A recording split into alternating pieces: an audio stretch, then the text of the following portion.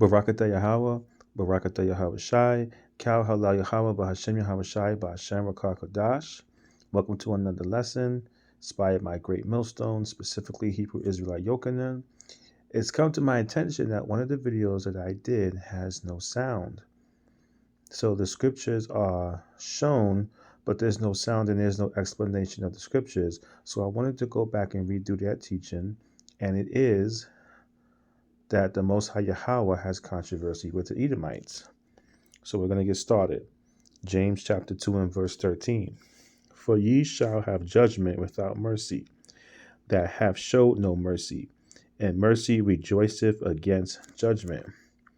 This is for Esau. This is talking about the Edomites and what was done to us. Esau showed no mercy to the 12 tribes of Israel, the real 12 tribes of Israel, those that stem from the transatlantic slave trade, those that were the so-called Native American Indians. There was no mercy. There was no mercy on the transatlantic slave trade. There was no mercy on the Trail of Tears. There was no mercy and still is no mercy for the murders and the killings of our people. So therefore, for he shall have judgment without mercy, for he have showed no mercy. Esau didn't show mercy to us, and he still doesn't show mercy to us. Takes us to Jeremiah chapter 30 and verse 15. Why criest thou for thine affliction? Thy sorrow is incurable for the multitude of thine iniquity, because thy sins were increased. I have done these things unto thee. This is talking about Israel. The real 12 tribes of Israel was punished and chastised, families separated. During the transatlantic slave trade, families were separated. During the selling of our people, we were separated. During the killing of our people, we were separated. Verse 16, therefore all they that devour thee shall be devoured, and all thine adversaries, every one of them, shall go into captivity, and they that spoil thee shall be a spoil, and all that prey upon thee I will give thee for prey. This is talking about Esau, the Edomites. They're the ones that's going to be devoured. Esau is Jacob's adversary. All that prey upon him through their police systems, through their philosophies, through their governments, through their policies. Verse 17, for I will restore health unto thee, and I will heal thee of thy wounds, saith the Lord, because they called thee an outcast, saying, this is Zion, whom no man seek after.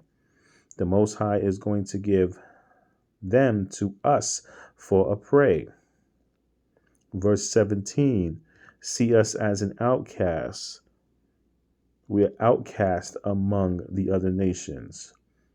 If we sing and dance and tap dance and willing to commit abominable acts, then they want to be our friend because they can use us for entertainment the same way they used us for entertainment when we were on the plantations.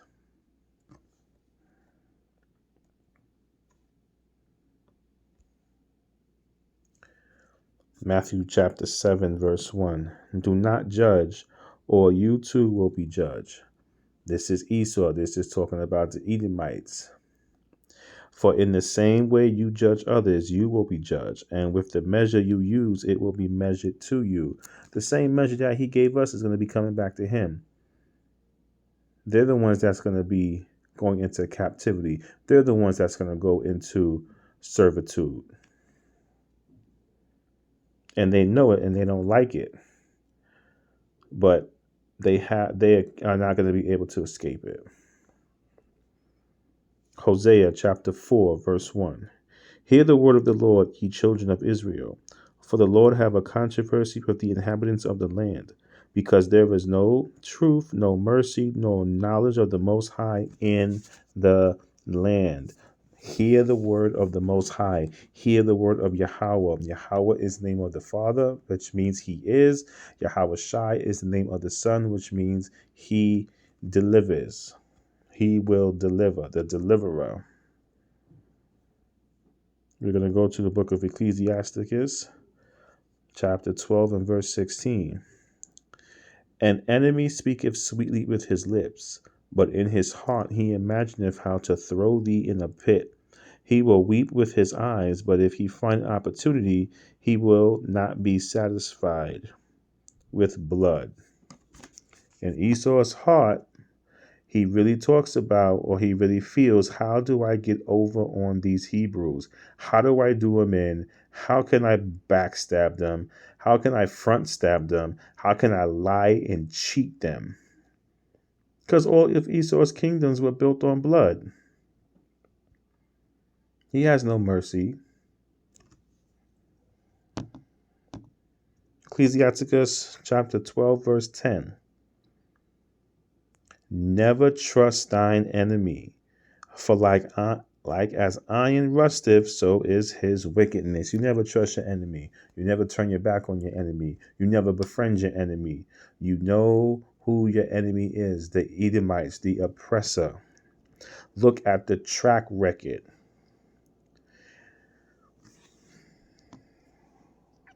First Peter 4 and 17. For the time is come that judgment must begin at the house of the Most High. And if it first begin at us, what shall end be of them that obey not the gospel of the Most High? So judgment is going to begin in the house of the Most High. If judgment begins in the house of the Most High, what is going to happen to those that just don't obey the Most High? What happens to them? If they are of the house of Israel, they are going to be consumed and destroyed. If they are of the Edom, the kingdom of Edom, they're going to go into captivity. They're going to go into slavery. Second Ezra chapter 6 verse 9. For Esau is the end of the world, and Jacob is the beginning of it that followeth. The end of the world is not talking about the world is going to end. It's talking about the end of an age, the end of a rulership, the end of the oppressor. So when the oppressor goes down, the real 12 tribes of Israel, which is representing Jacob in this scripture, are going to rise and be in rulership. We're going to go now to Revelation chapter 13 and verse 10. He that leadeth into captivity shall go into captivity. He that killeth with the sword must be killed with the sword. Here is the patience and the faith of the saints. Well, that's what Esau the oppressor did to us. He led us into captivity. He led us into a ditch. He led us down a rabbit hole. He led us into lies. He led us into filth. He led us into abominations. He used his sword against us. Not only just a sword, how somebody would fight with a sword, but that sword has turned into the modern day gun and other machines of that nature to keep us in check. And if we outspeak or if we try to rise up, shoot us down in the streets like dogs. And there's a reason for that. There's a reason we're mistreated and talked about and killed and so forth. We're going to read Deuteronomy chapter 28 and 15.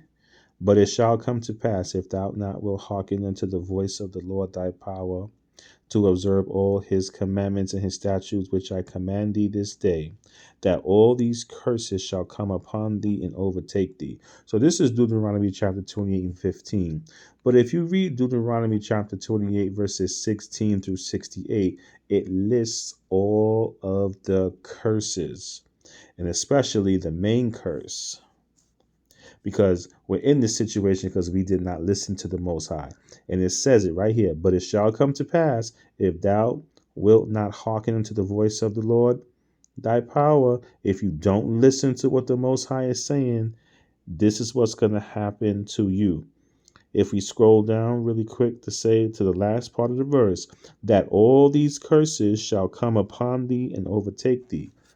Now, let's go to Deuteronomy chapter 28. And verse 68.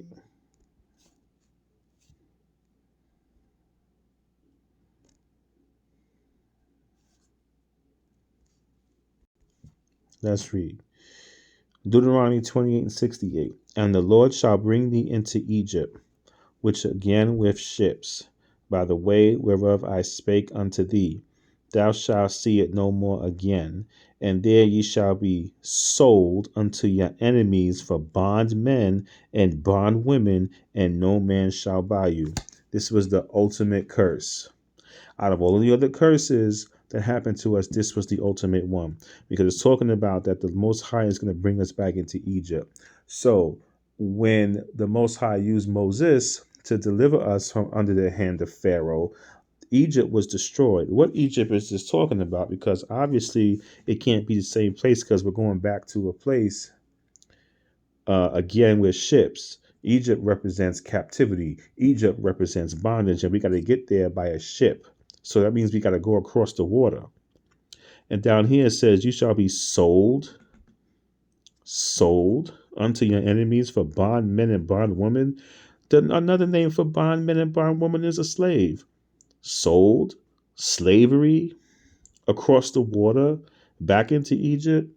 Who in history was brought from one place to another across the water? You got to go on a ship to be sold as slaves. And that last part of the scripture where it says, "And no man shall buy you," that's talking about no man shall redeem you.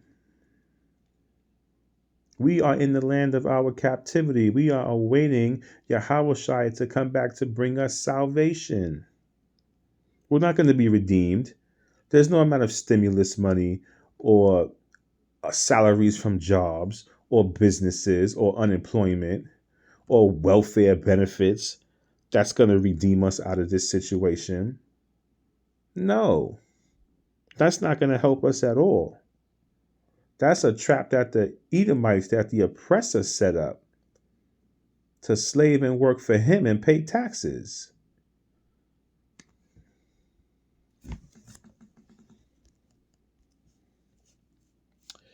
And on that note, Barakatah Yahweh, Barakatah Yahweh Shai, Kal Halal Yahweh, Bahashem Yahweh Shai, Bahashem Rakah Kodash. The Most High has controversy with the Edomites, and he's going to avenge us and fight for us, and they are going to be humbled as well as destroyed and come back as captives, and they're going to be the bondmen and they're going to be the bondwomen. On that note, shalom.